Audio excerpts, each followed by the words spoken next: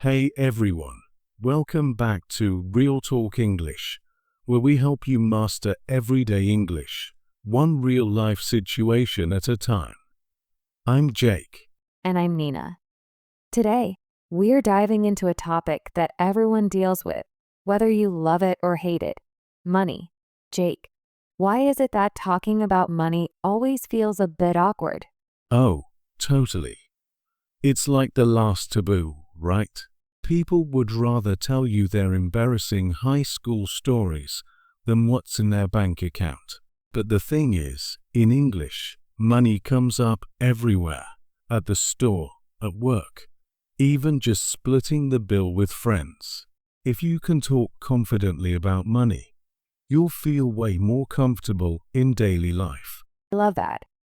So, let's break down how to actually talk about money in English without sounding like a robot or a billionaire. Where do we even start? Let's kick it off with the basics. Everyday phrases and vocabulary you'll hear all the time. For example, when you want to know the price of something, you'd ask, "How much is this?" Or, "What does this cost?" Super simple, but so useful. Right. And don't forget the classic. Do you take credit cards? Especially these days, when cash is almost disappearing. But, Jake, I always wonder, what's the difference between price, cost, and charge? They all seem to mean the same thing. Great question.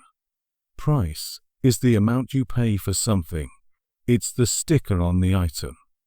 Cost is a bit broader. It's how much something requires, not just in money, but sometimes in time or effort too. And charge is the verb. They charged me $10 for a coffee. So, you could say, the price of the coffee is $10, but they charged me $12 with tax, and the real cost was waiting in line for 20 minutes. Wow, that's one expensive cup of coffee. So, you mentioned bucks just now. I hear bucks, quid, dough. So many slang words for money. How do you know which one to use? Bucks is American English for dollars. Quid is British English for pounds.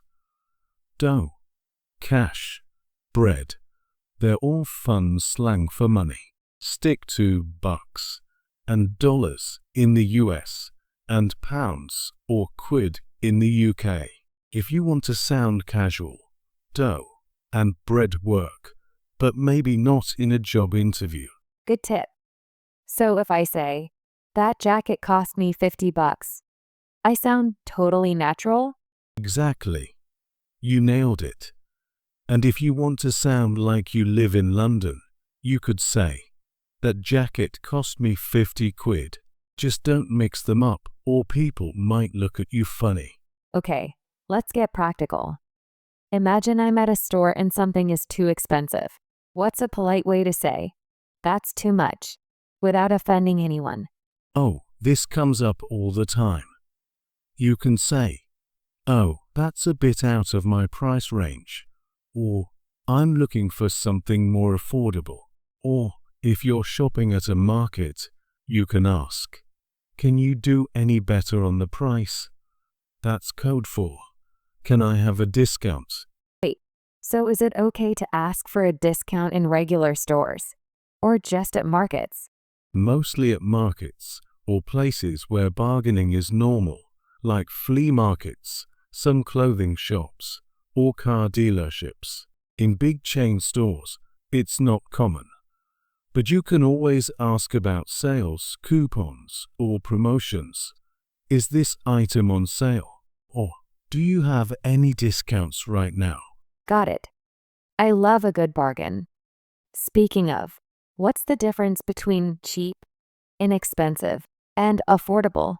They all mean it's not expensive, right? Yep, but the feeling is a little different.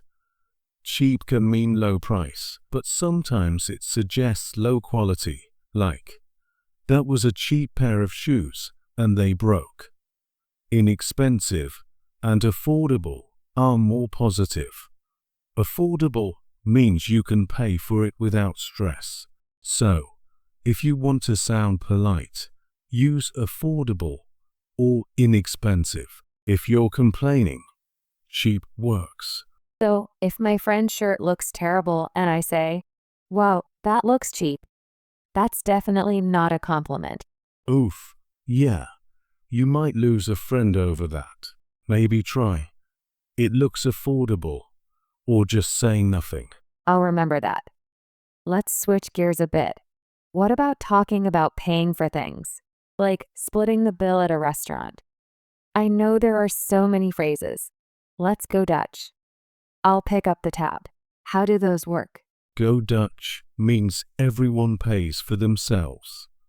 Pick up the tab or pick up the check means one person pays for everyone.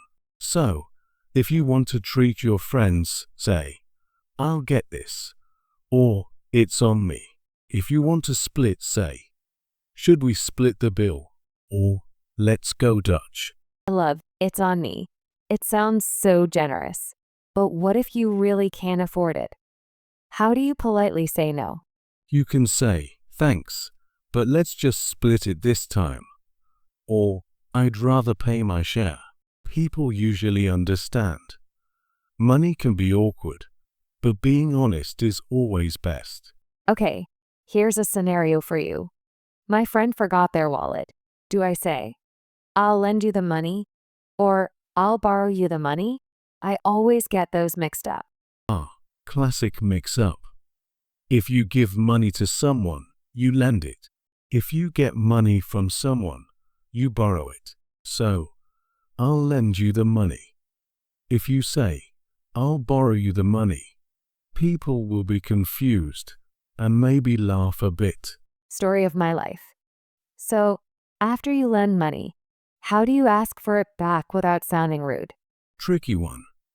You can say, "Hey, do you remember the money I lent you last week? Could you pay me back when you get a chance?" Or, if you want to be super casual, "Hey, any chance you could Venmo me that $20 from dinner?" It's all about being polite and not making the other person feel bad. Venmo, PayPal, Zelle. So many payment apps now. What do you say if you want to split something using an app? Just say, "I'll send you my share on Venmo." Or, "Can you PayPal me for the tickets?" In the US, people use Venmo a lot. In the UK, it's more common to do a bank transfer. But split the cost or split the bill works everywhere. Perfect. Now, let's talk about saving money. I always hear phrases like "put money aside," "save up," or "nest egg." What do those mean? Put money aside just means to save some for later, like, "I put $50 aside every month." Save up is when you're collecting money for something special. "I'm saving up for a new phone." A nest egg is your long-term savings, like for retirement. So, he built up a nice nest egg over the years. That's so cute. Nest egg. Makes me think of a little bird with its savings. What about rainy day fund? That's money you save for emergencies, like if you lose your job or your car breaks down. So, I have a rainy day fund just in case something unexpected happens. Speaking of unexpected, what about when you need to talk about debt? Like, "I owe you," or "I'm in the red." Can you explain those? Sure. "I owe you" means you need to pay someone back. "Owe you" is also a little note you write. "I owe you $10. In the red means you have negative money, like you spent more than you have. The opposite is in the black. That means you have extra money or profit. That's interesting. So, if my bank account is empty after a shopping spree, I could say, "I'm in the red." Exactly. Or, "My account is overdrawn." That means you spent more than you had in your account. Ouch. I'll try not to go there. Let's talk about shopping. Everyone's favorite way to spend money. What are some common phrases you might hear? Oh, tons.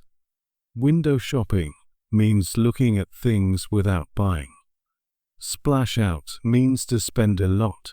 I splashed out on a new laptop. Shop around means to compare prices before buying. And get a good deal means you paid less than normal. Splash out sounds so fun, like you're throwing money everywhere. But what about tighten your belt? Does that mean you ate too much? Not quite. Tighten your belt means to spend less, usually because money is tight. So, after losing my job, I had to tighten my belt and stop eating out. Good to know. Now, what about talking about salaries? Sometimes people say, I make, I earn, or I bring home. Are those the same? Pretty much, but with a twist. Make and earn are similar. I make $50,000 a year, or I earn $15 an hour. Bring home means what you actually get after taxes. I bring home $1,200 every 2 weeks. That's your take-home pay. Taxes. Everyone's favorite topic. What's a polite way to ask about someone's salary? Or is that totally off limits? In English-speaking countries, it's pretty private. Usually, you don't ask directly. If you really need to know, you might say, if you don't mind me asking, what's the salary range for this job? But with friends, it's usually, how's work going? Let them share if they want. Yeah, unless you're super close. Even then, be gentle. People might feel uncomfortable. Good to know. Now investing, people are always talking about stocks, putting your money to work, or getting a return. Can you give us the basics? Sure. Investing means using money to make more money, like buying stocks or real estate. Putting your money to work means investing instead of just saving. Getting a return is the money you earn from your investment. So, I put my money to work in the stock market and got a good return last year. Sounds risky. What's the difference between spending, saving, and investing? Spending is using money to buy things now. Saving is keeping money for later, usually in a bank. Investing is using money to try to make more, but there's risk. You could lose it. So, spending equal now, saving equal later, investing equal maybe more, maybe less. Got it. Now, let's go to our audience question. Jake, we got a message from Maria in Brazil. She asks, how do I politely tell a friend I can't go out because I'm trying to save money? Great question, Maria. You could say, I'd love to, but I'm trying to save money right now. Or, I'm on a budget, so I need to skip this time. You can also suggest something cheaper. How about we hang out at my place instead? Love that. Honest and friendly. Okay, time for my favorite part. Language fails. Jake, have you ever had a money phrase go wrong? Oh, for sure. I once told a British friend, I'll spot you a few bucks, and he looked at me like I was offering him some kind of animal. Turns out, bucks isn't really used in the UK, and spot someone money isn't super common there either. That's hilarious. I once said, I am broke as a joke, but my friend thought I meant I was funny. Nope, just poor. Happens to the best of us. Money slang is a minefield. So, let's wrap up with some key takeaways for talking about money in English. Jake, your top 3 tips? First, learn the basic vocabulary. Price, cost, pay, spend, save, earn, owe. Second, use polite phrases when discussing money, especially if it's a sensitive topic. Out of my price range. On a budget. Split the bill. And third, don't be afraid to ask questions or clarify, but respect people's privacy. I love it. And my tip, don't mix up land and borrow, or you'll end up lending your dignity too. Classic Nina. If you enjoyed today's episode, be sure to follow, share, and subscribe for more real English tips every week. And if you have your own money stories, slang, or language fails, send them our way. We'd love to hear from you. Thanks for tuning in, everyone. Remember, when it comes to money, a little English goes a long way.